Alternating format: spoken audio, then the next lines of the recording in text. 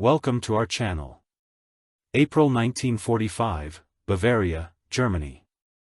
Sergeant James Harper's unit was advancing through the German countryside when they spotted it, a massive old barn on an abandoned farm. Smoke rising from makeshift chimneys could be enemy holdouts. Private Rodriguez muttered, raising his rifle. Germans hiding out or civilians? James replied carefully.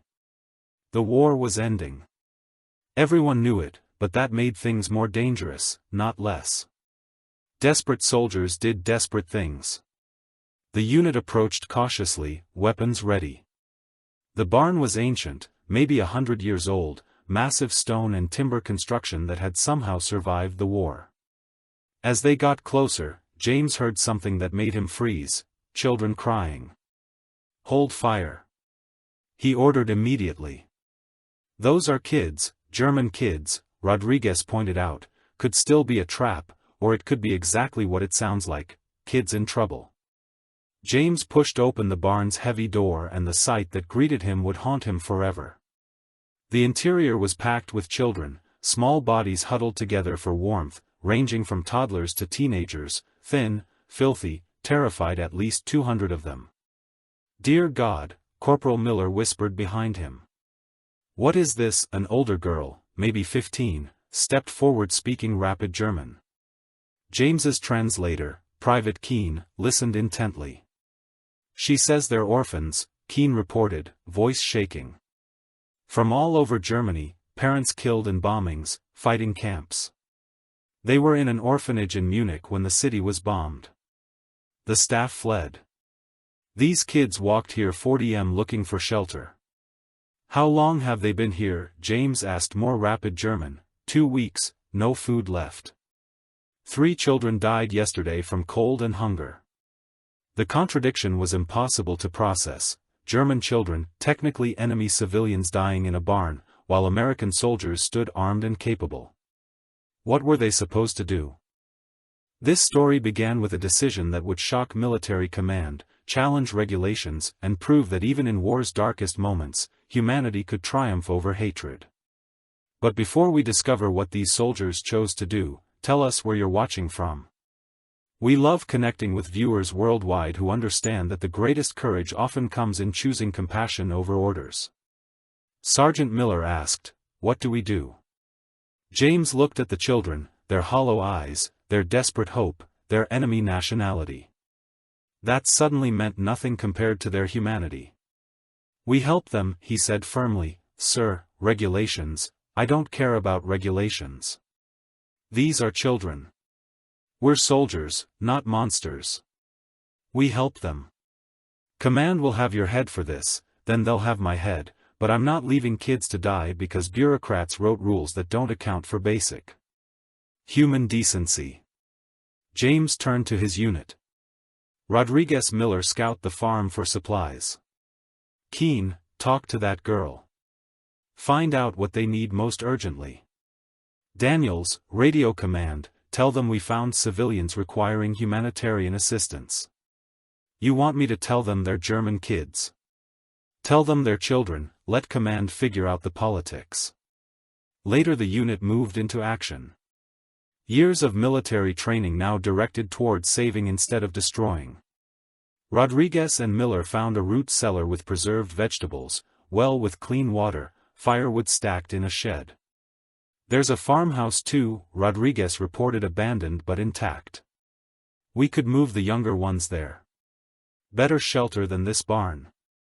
James surveyed the scene, his battle-hardened unit now tending to enemy children like they were their own. This wasn't what war was supposed to look like, but maybe this was what ending war looked like. "Get them fed first." James ordered warm water, small portions.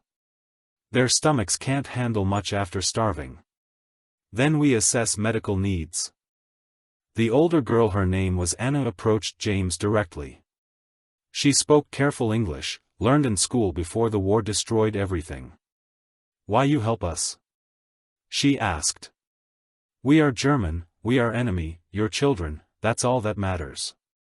Your commanders will be angry, probably, but I'll deal with that right now. You and these kids need food, warmth and safety. That's what you're getting. Anna's eyes filled with tears. Thank you, we thought. We thought we would die here, not. On my watch, as the unit distributed food and water, James watched the children's faces transform from despair to hope, from fear to cautious trust. Some smiled, some cried, all ate like they'd never tasted food before. This is going to cause problems, Keane said quietly. Command won't like this. Neither will the higher-ups. We're supposed to be liberating towns, not running orphanages. Then they can court-martial me, but I'm not abandoning these kids. The radio crackled. Daniels looked up face pale. Sergeant, Command wants to talk to you. Captain's on the line. He sounds not happy. James took the radio. Harper here, Sergeant, what the hell is this about German children? You're supposed to be securing the area, not running a charity. Sir, with respect, there are 200 orphans here, kids, some as young as 3 years old. They're starving and dying. I can't just leave them. They're enemy civilians, Sergeant, not our responsibility. They're children, Captain, human beings. That makes them everyone's responsibility. A long pause, then you're putting me in a difficult position, Harper. Regulations are clear about fraternization with enemy civilians. Then change the regulations or court-martial me, but I'm not leaving these kids to die if the American Army can't show basic human decency to orphans, then. We're no better than what we're fighting against. Another pause. The entire unit held their breath. Damn it, Harper. Fine, hold position. I'm sending medical unit and supplies, but this better not blow up in my face. Thank you, sir. As James signed off, he saw his unit watching him with new respect. You just gambled your career for German kids. Rodriguez said, worth it. James replied simply, and as night fell on that Bavarian farm, 200 children slept warm and fed for the first time in weeks. The world didn't know yet what had happened here, but soon it would, and the reaction would shock everyone. Over the next 3 days, James' unit transformed the abandoned farm into a functioning orphanage. Medical Norman arrived treating malnutrition, infections, and illnesses that had killed several children already. We lost 2 more. The medic reported grimly, they were too far gone, malnutrition and pneumonia. The rest we can save them if we act fast. The farmhouse became a hospital for the sickest children. The barn was cleaned, organized, made livable for the healthier ones. The soldiers worked around the clock, heating water, cooking meals, building beds from salvaged materials. Never thought I'd be changing diapers in Germany, Miller joked, cradling a toddler, but here we are. War makes us do strange things. Keane replied, sometimes good, strange. Anna became their liaison, translating, organizing the older children to help care for younger ones. She told James the full story during a quiet moment. The orphanage in Munich was bombed 3 times. The director died in the 3rd raid. The staff they just left us told us to find family, find shelter, find anything. But we had nothing. No family, no home, nothing. So you led them here. I remembered this farm. My grandmother lived near here before she died. I thought maybe someone would help us. But the farm was abandoned. We found the barn. We thought we could survive until her voice broke, until what we didn't know.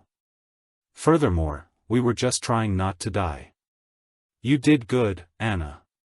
You saved these kids by getting them here. We're just finishing what you started. But the situation grew complicated quickly. News of the German orphan rescue spread through military channels. Some officers praised James' humanity, others called it dereliction of duty, misappropriation of resources. Fraternization with the enemy command is sending an inspector. Captain Morrison informed James by radio. Colonel Bradford, he's old school by the book, he's not happy about this situation. What's he going to do? Order us to abandon dying children? Possibly he might relocate them to civilian authorities? Or Morrison paused, or he might shut this whole thing down. Send your unit back to combat operations and let the Germans deal with their own orphans. There are no German authorities here, sir. The government collapsed. There's no one to hand these kids to except death. I know, Harper, I'm on your side, but Bradford, he's a hard man. He sees this as undermining military discipline. Colonel Bradford arrived on day 4 accompanied by a staff officer and a photographer. James met them at the farm entrance, bracing for confrontation. Sergeant Harper. Bradford's voice was cold. Show me this situation. James led them through the farm, the clean barn with organized sleeping areas, the farmhouse hospital, the children eating breakfast, real food now supplied by the military, the soldiers tending them with surprising gentleness. Bradford said nothing, just observed. His expression was unreadable. In the barn, a little girl, maybe 4 years old, approached Bradford. Shiny, she held out a flower picked from the farm's overgrown garden. Danker, she whispered. Bradford stared at the flower, at the child, at the surrounding scene. American soldiers caring for enemy children like they were family. Sergeant, he said, finally, walk with me. They stepped outside. James prepared for the worst. This is highly irregular, Bradford began. You commandeered military resources for enemy civilians. You diverted your unit from combat operations. Furthermore, you violated fraternization policies by every regulation. I should court-martial you. Yes, sir, I understand. However, Bradford's expression softened slightly. What you've done here. It's also the most humane thing I've seen in this entire goddamn war. These children would be dead without your intervention, dead from our bombs, our invasion, our war. Maybe we don't owe them anything legally, but morally, ethically, we owe them this. James hardly dared breathe. I'm authorizing continued operations here, Bradford, continued official designation as military humanitarian mission. You'll receive full supply, support, additional medical personnel and formal recognition. This farm is now an official displaced person center under American military protection. Sir, I don't know what to say. Don't say anything. Just keep doing what you're doing. Bradford's voice roughened. I have grandchildren, these kids' ages. If America lost the war, if my grandkids were starving in a barn somewhere, I'd pray enemy soldiers would show them the same mercy you've shown these children. This is what we're supposed to be fighting for, the right to be human, even when it's hard. The photographer who'd accompanied Bradford stepped forward. Sir, permission to document this. The American people should know what's happening here. Granted, make sure the story gets out. Show the world what real victory looks like. Not conquest, but compassion. Over the following weeks the story spread. Newspapers ran headlines. American soldiers save 200 German orphans. Photographs showed GIS feeding children, building shelters, providing medical care to enemy kids. The reaction was explosive and divided. Some Americans praised the soldiers' humanity. Others denounced it as weakness, as aiding the enemy, as betraying American boys who died fighting Germans. You're getting fan mail and hate mail in equal measure, Morrison told James. Some people want you decorated, others want you court-martialed. You've become a controversy. I don't care about controversy, I care about these kids. That much is clear. But the controversy meant one thing: the world was watching, and what happened next would determine whether compassion or hatred would define America's victory. Within a month, the farm had become a proper children's village.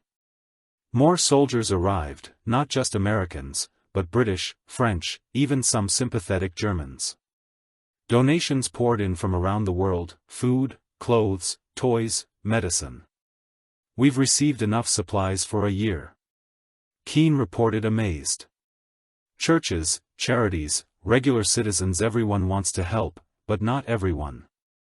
The hate mail was vicious letters calling James a traitor, threats against the children, demands that the orphans be deported or worse. Someone sent a letter saying we should have left them to starve, Rodriguez said, disgusted. Said their future Nazis better off dead their children. James replied firmly, anyone who wants children dead, regardless of nationality, isn't worth listening to. Anna approached with a younger boy, maybe 6, traumatized into silence. This is Peter. He hasn't spoken since we found him. His entire family was killed in Dresden. He walked 200 m alone. James knelt to Peter's level. The boy stared with hollow eyes, a ghost in a child's body. Hey, Peter. James said gently. You're safe now. No one's going to hurt you. We're going to take care of you, okay? Peter didn't respond, just stared. Give him time. Anna said, some wounds don't heal quickly. The psychological damage was everywhere, children waking, screaming from nightmares, kids flinching at loud noises, teenagers with the dead eyes of people who'd seen too much. We need more than food and shelter. The unit's medic said these kids need therapy, counseling, help, processing trauma. That's beyond military medicine. Then we find civilian help, doctors, therapists, anyone trained in childhood trauma. But the real challenge was long-term. The war was ending. Eventually American forces would withdraw. What happened to the children then? We can't stay forever. Morrison told James during a visit. The military isn't a permanent social service. These kids need actual homes, families, futures. We're a stopgap, not a solution. So what's the solution? Adoption, foster care, relocation to functioning orphanages. Morrison paused. Some of these kids have surviving relatives somewhere. We should try to reunite families when possible. It sounded reasonable, but Anna's response was immediate and fierce. No, she said when James explained the plan. We stay together. We are family now. You cannot separate us, Anna. We're trying to help by tearing us apart, by sending us to strangers. We survive together. We die together if necessary, but we don't separate. The older children echoed her sentiment. They'd formed bonds stronger than blood, survival bonds, trauma bonds, the kind that only shared horror creates. This is their family now. Keane explained to James they've lost everything, parents, homes, country, identity. Each other is all they have left. Breaking that up would be cruel, but we can't keep 200 kids indefinitely. Where do they go? The answer came from an unexpected source. A wealthy American widow named Margaret Patterson read about the orphans and wrote offering a solution. I own a large estate in upstate New York. Her letter read, 500 acres, multiple buildings currently unused. I'm willing to convert it into a permanent children's home, funded by my fortune, if you can arrange transport for these children to America. James read the letter 3 times, hardly believing she wants to bring them to America, all of them, apparently. Morrison confirmed she's serious too. Her lawyers contacted the State Department. She's already secured preliminary immigration approval, but they're German enemy nationals. Immigration is nearly impossible right now, not for orphan children. With American sponsorship, there's a humanitarian exemption. She's using it. If she can prove financial support and suitable living conditions, these kids can immigrate as refugees. It seemed too good to be true and, predictably, backlash was immediate. Newspapers ran scandals. Wealthy widow plans to import German children while American kids need homes. Politicians condemned it as misguided charity, as prioritizing enemies over citizens. This country has problems enough without importing German orphans. One congressman declared publicly, let Germany care for German children. But Margaret Patterson was undeterred. She arrived at the farm herself 60-some, elegant, determined. I lost my son in the Pacific. She told James, killed fighting the Japanese, I know what it means to hate the enemy. But these children? She looked at the kids playing in the farmyard, laughing for the first time in months. They're not the enemy, they're victims. My son died fighting for freedom and justice. Saving these kids honors that sacrifice more than hatred ever could. She spoke with the children through translators, assessing their needs, planning for their future. Anna was skeptical at first. Why you help us Americans hate Germans? You should hate us too. I did hate you, all of you, every German. My son's death consumed me with rage. Margaret's voice was raw. But rage is exhausting, and it doesn't bring him back helping you. It gives his death meaning. It proves America stands for something better than revenge. What if we are trouble? What if people hate you for helping us? Then they'll hate me. I can afford that. Can you afford to refuse help? Anna had no answer. The decision was made. The children, all 200 who survived, would go to America, to Margaret Patterson's estate, to a new life far from the ruins of Germany. But first they had to survive the journey and the world's reaction, because bringing enemy children to America was about to become the most controversial decision of the post-war era. June 1945, the children prepared to leave Germany.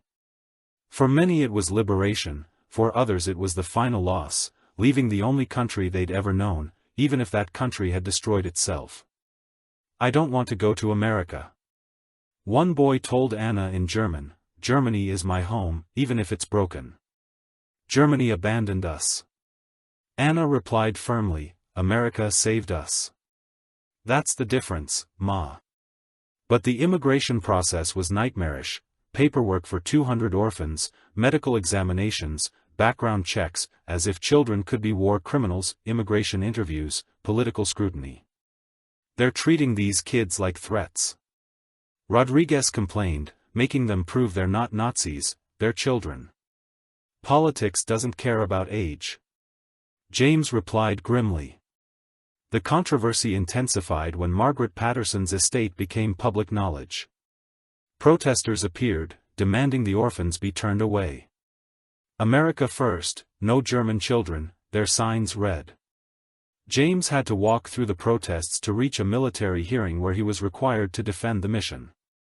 Sergeant Harper, a military tribunal, demanded. Do you understand the controversy? You've created the diplomatic complications, the public relations nightmare. I understand. I saved 200 children from starvation. Enemy children, human children. Don't play semantic games. Sergeant, you commandeered military resources for enemy nationals. You've created an international incident. What were you thinking? I was thinking about a 4-year-old girl who died of hunger the day before we arrived. I was thinking about a 6-year-old boy who watched his parents burn alive in Dresden. Furthermore, I was thinking that if America can't show mercy to orphans, we've already lost the war morally, even if we won militarily. The room was silent. Finally, one officer spoke. Sergeant, you put us in an impossible position, but he paused. You also reminded us what we're fighting for, motion to dismiss all charges. This soldier acted with exceptional humanity under extraordinary circumstances. The motion passed, James was cleared, the children could leave. But the journey to America was grueling.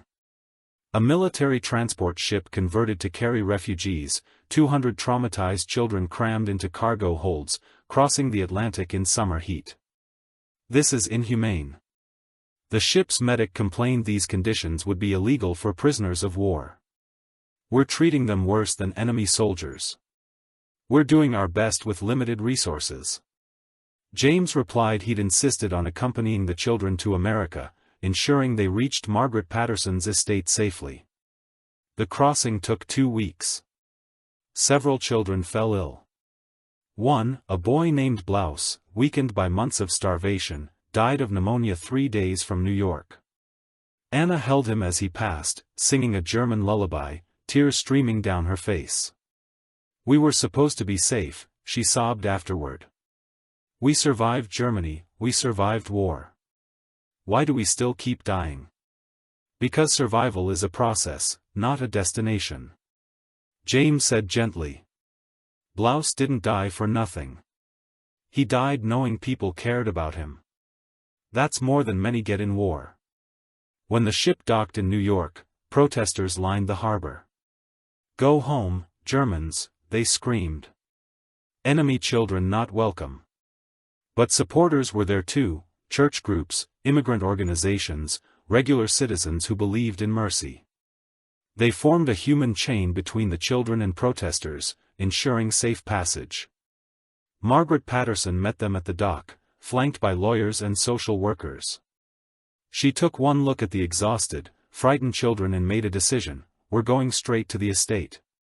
No press conferences, no photo opportunities. These children need rest, not spectacle. A convoy of buses transported them from New York City to her estate in the Hudson Valley.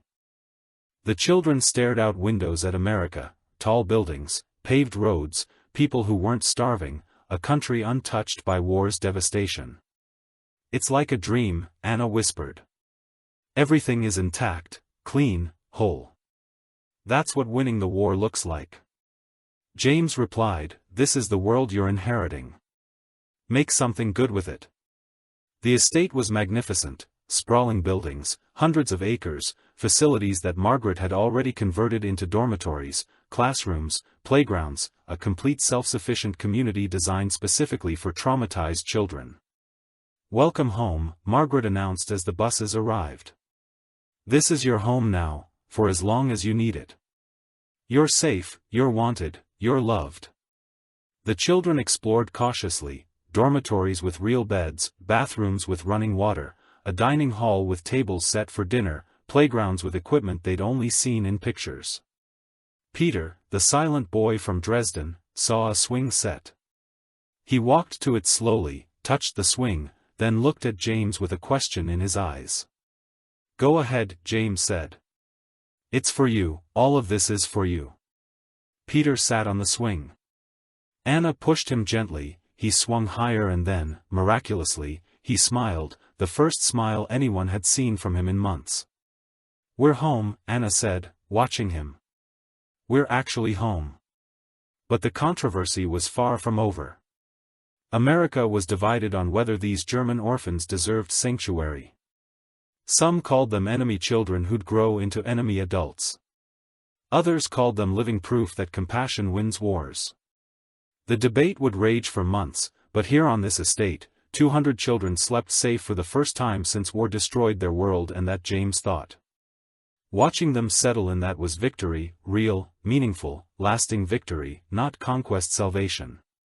If you want to see how these children rebuilt their lives in America, how they navigated being enemy orphans in a country still processing war hatred, and how one soldier's choice changed the definition of victory, make sure you're subscribed. The most challenging part of their journey is just beginning. The first year at Patterson Estate was transformation and trauma in equal measure. The children learned English, attended school, received therapy for PTSD that wouldn't be named or understood for decades. They're progressing. The estate psychologist reported to Margaret, but the damage is profound. These children witnessed horrors adults shouldn't see. They'll carry those scars forever, but they're alive to carry them. Margaret replied that something James visited monthly, having returned to military service but unable to abandon the kids he'd saved. Each visit showed remarkable change. Children who'd arrived hollow-eyed and silent now laughing, playing. Living Sergeant Harper, they'd shout in accented English, running to greet him, "You came back." "Of course, I came back. I promised, didn't I?" Anna, now 16, had become Margaret's unofficial assistant, helping manage the younger children, translating, bridging German and American worlds. "You've done well," James told her during one visit. "Your English is perfect, you're thriving, I'm surviving. There's a difference." Anna's eyes were still old, beyond her years. "We all pretend to be fine, we smile, we play, we go to school," but at night her voice dropped. At night, we still have nightmares, still see the bombs, still smell the burning. That doesn't just go away. I know I have nightmares too. The war marked all of us. Did you ever regret it? Saving us all? The controversy you faced? Never, not once. Best thing I did in the entire war. But controversy persisted. Some neighbors complained about the German children next door. Schools initially refused to admit them, local businesses sometimes denied service. We're enemy aliens in a country that defeated us, one teenager said bitterly. We'll never really belong here. Margaret addressed this directly at a community meeting. These children didn't start the war, they didn't fight the war, they suffered the war. If we can't show them mercy, what kind of country are we? A country that lost sons to German bullets. One father shot back. My boy died at Normandy. You want me to welcome his killer's children? I want you to recognize that children aren't responsible for their parents' wars. My son died fighting tyranny. These kids fled that same tyranny. Punishing them doesn't honor his sacrifice. It perpetuates the hatred. He died opposing the argument swayed some, hardened others, but gradually, begrudgingly, acceptance came. The children's hard work, good behavior and genuine gratitude eroded hostility. They became part of the community. Strange, foreign, but undeniably human. Peter, the silent boy from Dresden, became the symbol of their transformation.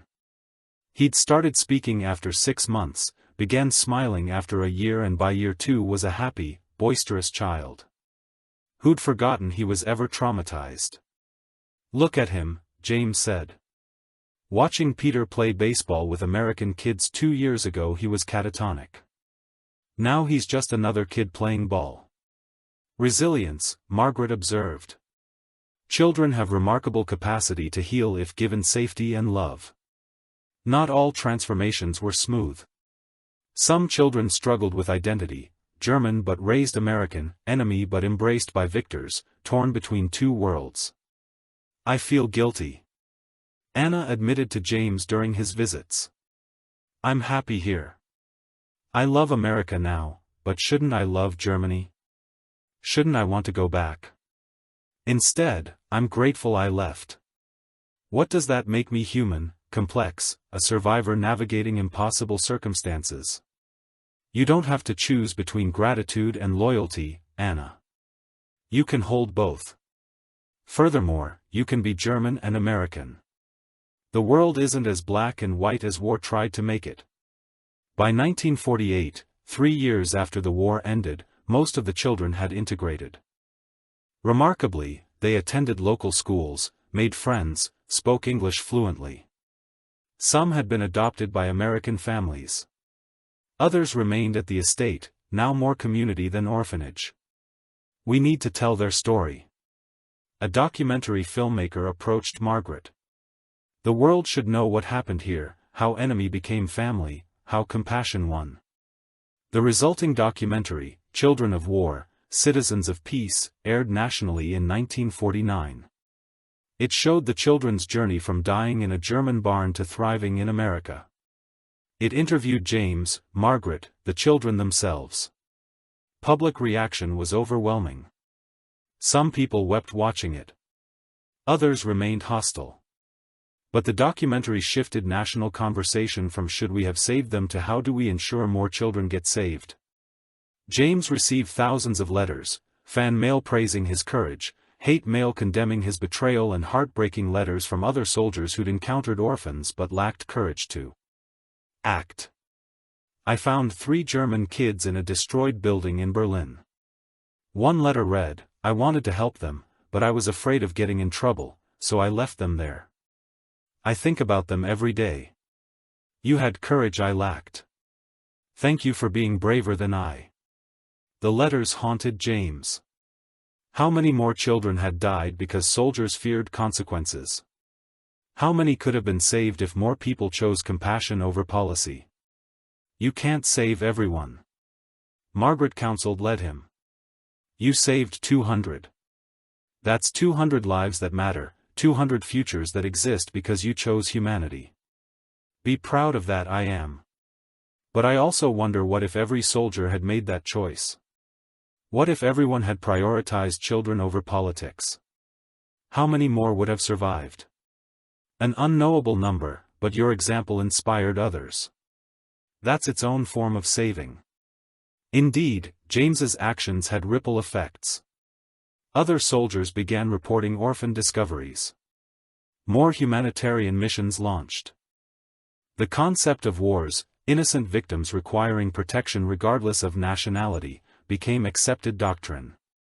You changed military policy. Morrison told James during a reunion. New guidelines emphasize protection of civilian children, regardless of which side they're from. That's your legacy. I just didn't want kids to die. Sometimes the simplest motivations create the biggest changes. Anna graduated from high school in 1951, top of her class, fully bilingual, planning to attend college. At graduation, she gave a speech that made national news. 6 years ago I was starving in a German barn, certain I would die. American soldiers found us. They could have walked away. We were enemy children, not their responsibility. But Sergeant James Harper and his unit chose differently. They chose humanity, and because of that choice I'm here today. We're all here today, 200 lives saved, not by weapons or victory, but by simple human decency. That's the lesson of our story. That's what we owe the world in return, to pass forward the compassion shown to us. The speech went viral before viral was a term. Newspapers reprinted it, radio shows discussed it. James received another wave of letters, this time overwhelmingly positive. You did it. Margaret told him. You proved that even in war's darkest moments, compassion survives, that victory isn't just military, it's moral. We did it. James corrected you, me, my unit, the children themselves. We all chose differently. We all built this, and as the 1950s progressed, the Patterson estate, children became American success stories, doctors, teachers, business owners, parents, raising the next generation with lessons learned from the generation that saved them. The world had been shocked by what American soldiers did in that German barn, but now, years later, the shock had transformed into admiration and the story became legend, proof that the greatest courage isn't destroying enemies, it's saving them, even when, especially when they're children. 1955, 10 years after the rescue, the Patterson estate children were now young adults, fully integrated into American society. Many had graduated from college, started careers, begun families of their own. Peter, once, the silent, traumatized boy, was now 21, studying engineering at Columbia University. When reporters asked about his German heritage, he responded simply, I'm American. Germany is where I was born. America is where I became myself. But not everyone felt that way. Some children struggled with divided identity, German blood, American upbringing, belonging nowhere completely. I went back. Klaus told James during a visit he'd returned to Germany to find surviving relatives. I found my uncle. He called me traitor for staying in America, said I abandoned my people. What did you say? That my people are? Whoever showed me kindness? That nationality is accident of birth, character is choice. Klaus's voice hardened. He fought for Hitler. I survived Hitler. We're not the same people anymore. Anna married an American teacher, scandalous to some, beautiful to others. Their wedding symbolized complete integration. German bride, American groom, future without borders. Are you happy? James asked at the reception, completely. But James, she paused. Sometimes I feel guilty. I survived, I thrived. Millions of German children didn't. Why me? Why was I special enough to be saved? You weren't special, you were just there. When someone chose to help, that's random luck, not special merit, then I owe it to those who died to live well, to prove the choice to save us mattered. You're already doing that every day. Margaret Patterson, now 75, watched the children she'd saved build lives. This is my greatest accomplishment, she told journalists. Not my husband's fortune, not my family's name. These 200 lives. This is what matters. The documentary from 1949 had become required viewing in schools, teaching children that enemies can become family, that compassion survives hatred, that individual choices matter. James retired from military in 1954. His legacy secured not through combat but through mercy. Best decision I ever made, he told Peter at graduation, saving you kids. You gave us futures. Peter replied, we are giving you immortality. Your story will outlive all of us, and it would. 1960, 15 years post-rescue. The Cold War intensified and suddenly German allies were needed. Former enemies became friends against Soviet threats. Funny how war changes alliances, Hannah observed. She worked as a translator for the State Department. Now her bilingual skills invaluable. Yesterday's enemy is today's partner. Politics shift. Humanity shouldn't. James replied. But some Patterson estate children felt conflicted. Germany was rebuilding impressively. West Germany prospered. A few considered returning, curiosity about homeland connection to roots. I want to see where I came from, Maria told Margaret. She was 18, considering college in Munich. I need to understand my German half. Then go explore. Just remember, home is here always. Maria spent a year in Germany. She returned changed, more confident in her dual identity, comfortable being both German and American simultaneously. I don't have to choose, she explained.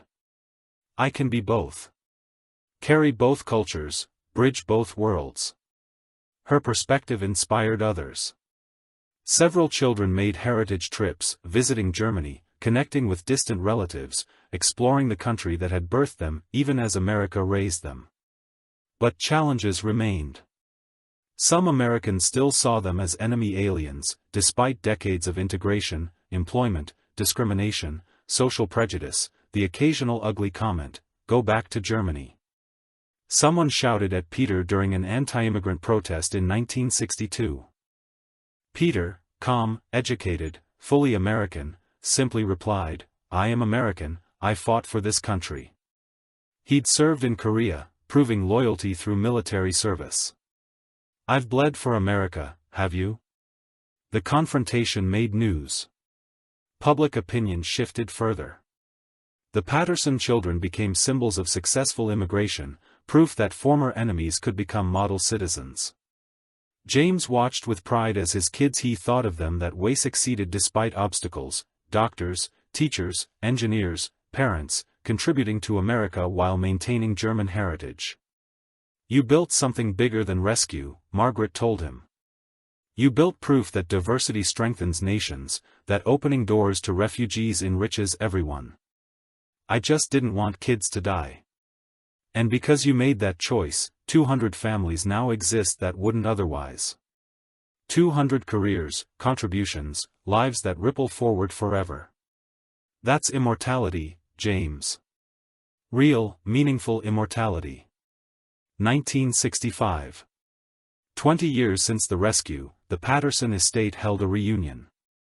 All surviving children, 196 of the original 200, their spouses, their children, over 500 people filled the grounds. James, now 63, was guest of honor. The children had commissioned a statue, a soldier carrying a child, titled simply Humanity. "We wanted something permanent," Anna explained during the unveiling. "Something that captures what you taught us, that strength isn't just military power, it's moral courage, choosing compassion when hatred is easier." James wept openly. "You've exceeded every hope I had for you, your teachers, doctors, parents, citizens. You're proof that saving lives matters. Margaret Patterson, 85 and frail, addressed the crowd.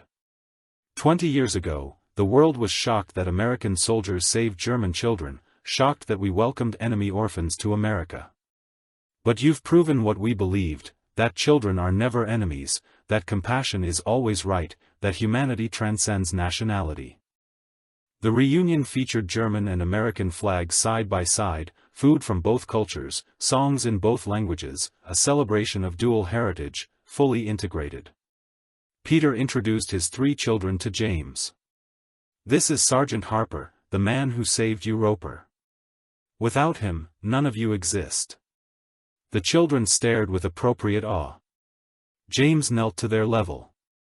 "Your grandfather was the bravest person I ever met. He survived things no child should face. You come from strong people." Later a surprise guest arrived, Colonel Bradford, now 80, retired but still sharp. "I came to see what my decision created." He told James, "When I authorized this mission, I gambled on humanity over regulations, best gamble I ever made.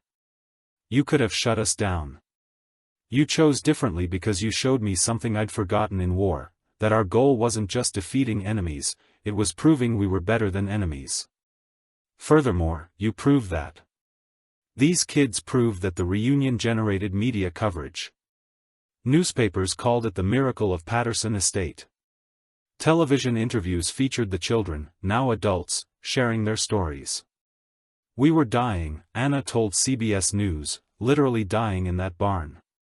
American soldiers could have walked past.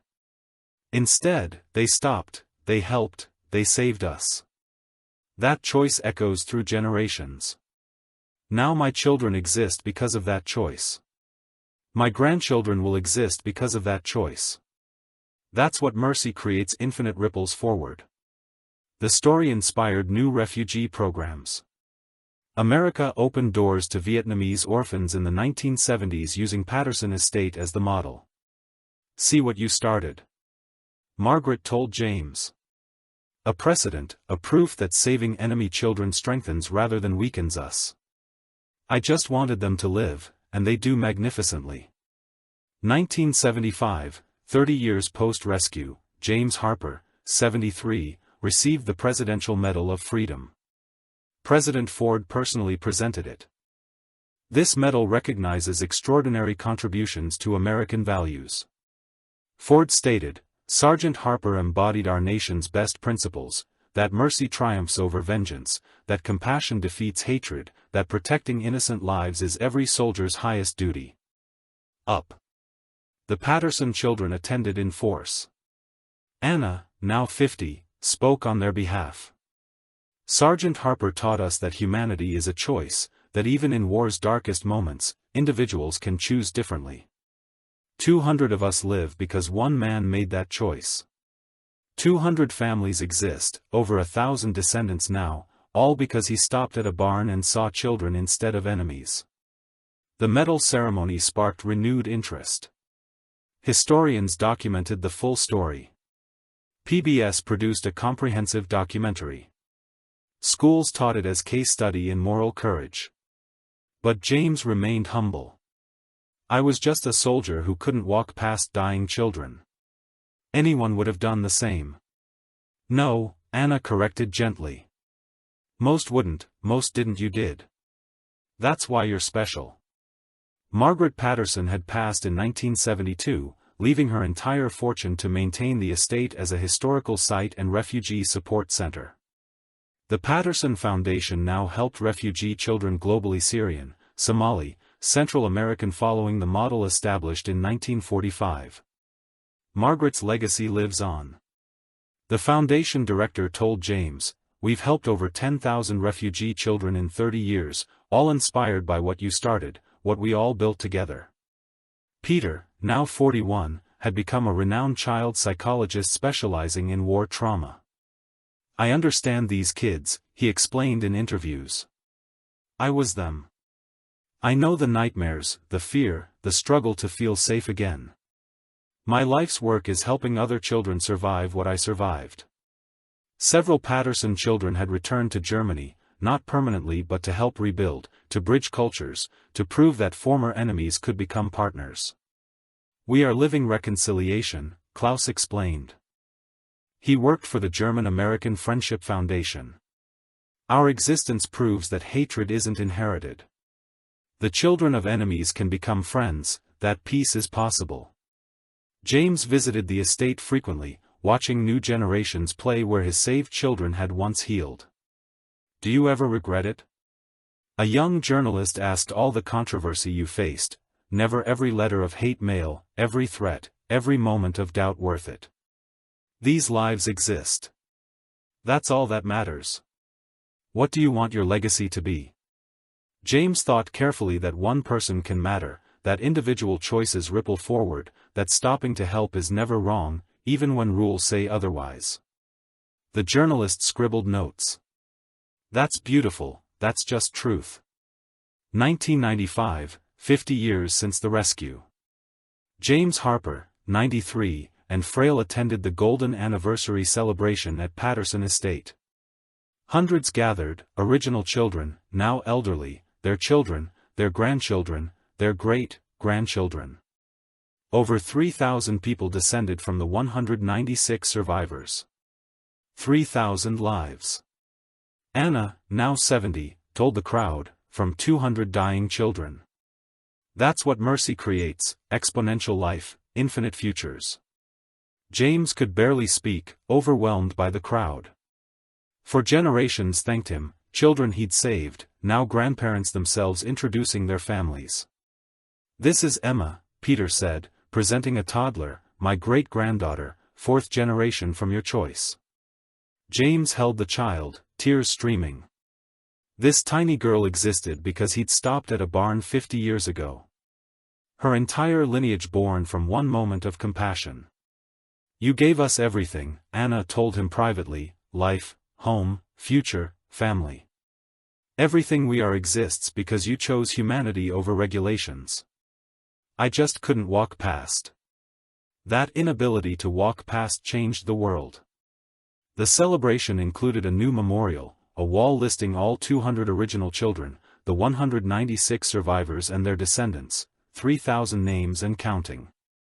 The wall will keep growing. The foundation director explained, every descendant added, a living monument to what compassion creates. Documentary crews filmed James' final interview. What do you want people to remember? They asked. The children are never enemies, that individual courage matters, that mercy isn't weakness, it's strength. His voice was barely audible. And that love multiplies. Every life saved creates more lives. That's mathematics of compassion. James Harper died 3 months later, surrounded by Patterson children and their families. Anna held his hand as he passed. Thank you, she whispered, for seeing us as human when the world said we were enemy. His funeral filled a cathedral. Thousands attended. The Patterson children eulogized him, telling stories of the soldier who chosen compassion over war. He was our father, Peter said. Voice breaking. Not biologically, but spiritually, he gave us life twice, once by saving us, once by showing us how to live with dignity, courage and humanity. The grave marker was simple, James Harper. Soldier, savior, proof that one person can change the world. And he had. The Patterson Estate became UNESCO World Heritage Site in 2000. Recognized as symbol of humanitarian courage. The story was required teaching in schools globally by 2025, 80 years after the rescue. Over 10,000 descendants existed from the original 200 children, doctors, teachers, artists, leaders. Parents' lives cascading forward infinitely, all rooted in one moment, when a soldier stopped at a barn and chose humanity. Anna's great-granddaughter wrote a book in 2025, The Barn Children, How Mercy Defeated War. It became international bestseller, introducing new generations to the story. My existence proves something crucial, she wrote in the introduction, that individual moral courage matters. That choosing compassion over convenience changes history. That stopping to help is never wrong. One soldier, one barn, one choice, 3,000 lives and counting, that's the mathematics of mercy. That's the legacy of James Harper. That's proof that even in war's darkest moments, humanity survives if individuals are brave enough to choose it. The barn in Bavaria, long abandoned, scheduled for demolition, was instead preserved as museum.